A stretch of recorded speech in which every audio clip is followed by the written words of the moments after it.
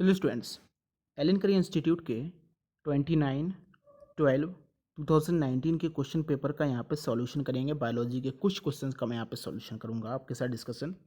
तो question number 180 नीचे से देखेंगे।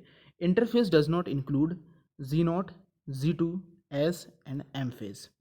इंटरफेज में से कौन सा फेज नहीं आता है? तो the correct answer is fourth कि इंटरफेज में एम फेज नहीं आता, क्योंकि एम फेज कुछ अलग फेज है, बल्कि इंटरफेज में आपके Z0, Z1, Z2 और S फेज आते हैं। Okay, so the correct answer for question number 180 is fourth. Question number 170, choose the incorrect statement. पहले तो इसको अंडरलाइन कर लीजिए कि इनकरेक्ट स्टेटमेंट फाइंड आउट करना है। पहला स्टेटमेंट है cyclosporin A drug is obtained from the Trichoderma which is a fungus. Okay, बिल्कुल सही स्टेटमेंट है। CTI ट्रिक बताई थी। Cyclosporin A Trichoderma polysporum which is a immunosuppressive, और ट्राइकोडर्मा पॉलीस्पोरम क्या है? फंगस है। नेक्स्ट है lady bird beetle is use for the bio control agent against jassid.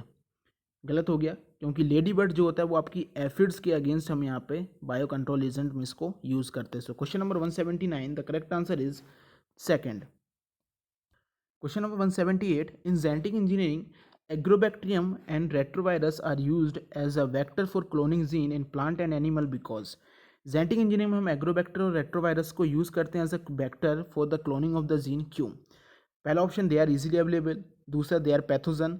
They have ability to transform the normal cell into the tumorous cell and the cancerous cell. चौथा है, they infect all the plant and animal cell. The correct answer is third.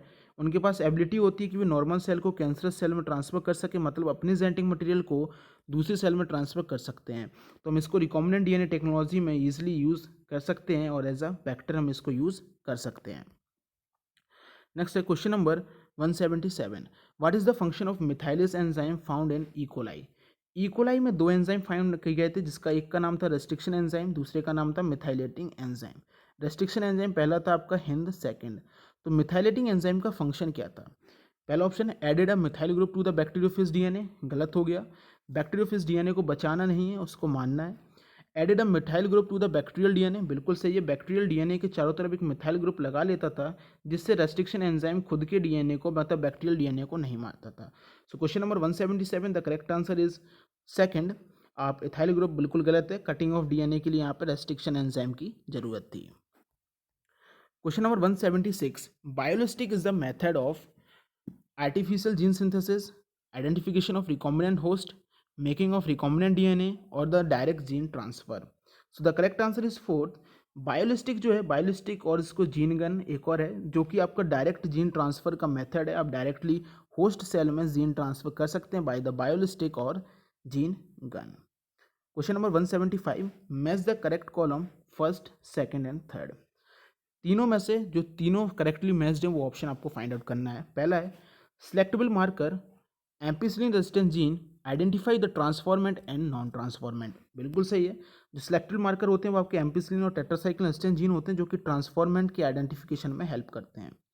Restriction endonuclease enzyme random cutting of DNA, specific base pair sequence में यहाँ पे DNA की cutting करता है, इसलिए ये गलत हो गया। नेक्स्ट है PBR 322 cloning vector linear DNA, गलत, सर्कुलर DNA होता है।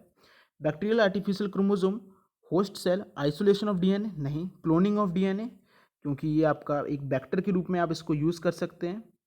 तो the correct answer is first. Next है इस डायग्राम को आपको आइडेंटिफाई करना है कि ये किस सेल साइकिल के, सेल डिवीजन के किस फेज का डायग्राम है। आप इसमें देखें तो आपको जो क्रोमेटिड है वो आपको इक्वेटर प्लेट पर दिख रहे हैं। मेटाफेज में ये आपका स्टेज होता है, क्योंकि प्रोफेज बिगिनिंग होता है, उसमें आपको स्कैटर्ड होते हैं, दिखते नहीं। इंटरफेज आपका पूरा इसको आप डिवीजन को कहते हैं, और तो इसका the correct answer is metaphase, क्योंकि इक्वेटर प्लेट पर ये अलाइन है। नेक्स्ट है question number 173, which of the following technique is use to produce the genetically modified crop. Genetically modified crop के लिए आपको जेनेटिक इंजीनियरिंग की जरूरत पड़ेगी, मतलब रिकॉम्बिनेंट DNA टेक्नोलॉजी। चार ऑप्शन है, micro propagation, somatic hybridisation, recombinant DNA technology और cross breeding. So the 173 the correct answer is third. आपको यहाँ पर रिकॉम्बिनेंट DNA टेक्नोलॉजी की जरूरत पड़ती है। नेक्स्ट है question number 172, Golgi complex does not participate in. Golgi complex किस में पार्टिसिपेट नहीं करते हैं? Formation of secretary vesicles, formation of lysosomes, formation of acrosome या डिटॉक्सिफिकेशन। तो गोल्जी कॉम्प्लेक्स आपके डिटॉक्सिफिकेशन में हेल्प नहीं करते हैं और यही आपका करेक्ट आंसर हुआ। नेक्स्ट है इकोआर फर्स्ट, जिसमें ई किससे है, तो इकोआर फर्स्ट जैसे कि आपके रेस्ट्रिक्शन एंजाइम की जो नेमिंग होती है उसमें जो फर्स्ट लेटर होता है वो उसके जीनस से लेते हैं, आखिरी के बीच के दो जो होते हैं नेक्स्ट टू जो होते हैं वो उसके स्पीसीज से लेते हैं, और नेक्स्ट जो होता है एक लेटर हम उसके स्ट्रेन से लेते हैं, और जो रोमन न्यूमरल लिखा रहता है वो उसका हम डिस्कवरी का पीरियड लेते हैं कि पहली बार डिस्कवर किया गया तो फर्स्ट, दूसरी बार किया गया तो सेकंड, तीसरी बार किया गया तो थर्ड। तो इसमें इक्वार फर्स्ट में जो ई है वो आपका यहाँ पे जीनस रिप्रेजेंट करता है। तो 171 the correct answer is third. Okay, so question number 170, a colour blind male marries, colour blind male हो गया XCY with a carrier haemophilic female XHX, what is the percent of the progeny which are suffering from both the disorder. चलिए इसका हम pedigree बना लेते हैं। इसका आप देखिए यहाँ पे आ गया XCY और यहाँ पे आ गया आपका XHY। तो एक इसमें मिला जिसमें दोनों है XCXH, इसमें होगा XHY, इसमें होगा XCY और इसमें होगा इसमें होगा XX और इसमें होगा XY। तो केवल एक ऐसा है जिसमें आपके दोनों हैं, तो चार में से एक मतलब 25% आपके चांसेस हैं कि ऐसा एक प्रोजनी मिले जिसमें दोनों के लिए आपके डिसऑर्डर हैं। तो इसका करेक्ट आंसर है सेकंड 25%।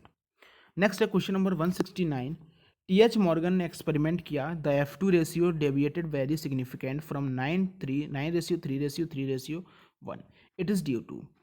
मॉर्गन ने जब F2 रेशियो निकाला डाईहाइब्रिड क्रॉस का, तो जो मेंडल का आया 9:3:3:1, इससे काफ़ी ज़्यादा डिफरेंट मॉर्गन को मिला।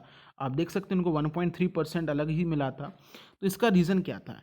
इंडिपेंडेंट असॉर्टमेंट, सेग्रीगेशन, लिंकेज या डोमिनेंस। सो इसका आंसर था लिंकेज, क्योंकि मेंडल ने लिंकेज के बारे में कोई बात नहीं की थी। बाद में TH मॉर्गन ने जब इसका एक्सपेरिमेंट किया फिर बाद में लिंकेज का यहाँ पे टर्म आया। Okay, then question number 168, okay, a women with an albinic father marries with an albinic man, the proportion of her progeny will be. कितनी प्रोपोर्शन है? सो इसका आंसर है फोर्थ, एक नॉर्मल और एक एल्बनिक का यहाँ पे चांस होता है जब ये कंडीशन आपको दिखे। नेक्स्ट है क्वेश्चन नंबर 167, क्वेश्चन नंबर 167 में match of the following is match the correct, इसमें से कौन सा जो है which of the following match is correct.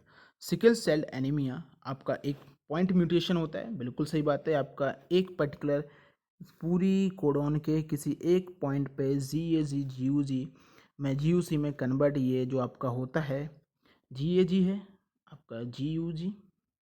बाद में जो सिकल सेल एनीमिया है ये आपका पर्टिकुलर पॉइंट म्यूटेशन होता है। Down syndrome, trisomy of fifth क्लाइडोकैट आपका duplication of the X chromosome, ये आपके ऑप्शन गलत। तो एक है आपका सिकल सेल एनीमिया जो कि आपका पॉइंट म्यूटेशन है।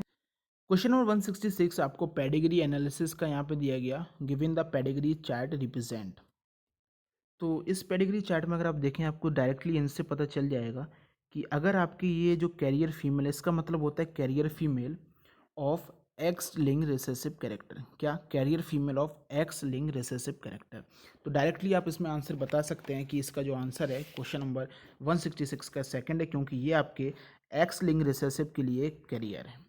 तो इसको देख के आप डायरेक्टली कैरियर फीमेल्स को देख के बता सकते हैं कि पेडिग्री एनालिसिस आपकी कौन सी है। Question number 165, two allelic gene are located on, दो एलेलिक जीन कहाँ लोकेटेड होते हैं? तो two allelic gene are located on the homologous chromosome. Two allelic gene are always represent the two homologous chromosome, the correct answer is second. Okay, then question number 164, who discovered the re Mendel, Mendel के principle को rediscovered किसने किया? Hugo de Vries, बॉन्स Tschermak and T Correns ने इनको वापस rediscovered किया था। तो आज डिस्कशन इतना ही। अगर पसंद आए तो लाइक करें और आगे इसको फर्दर कंटिन्यू करेंगे।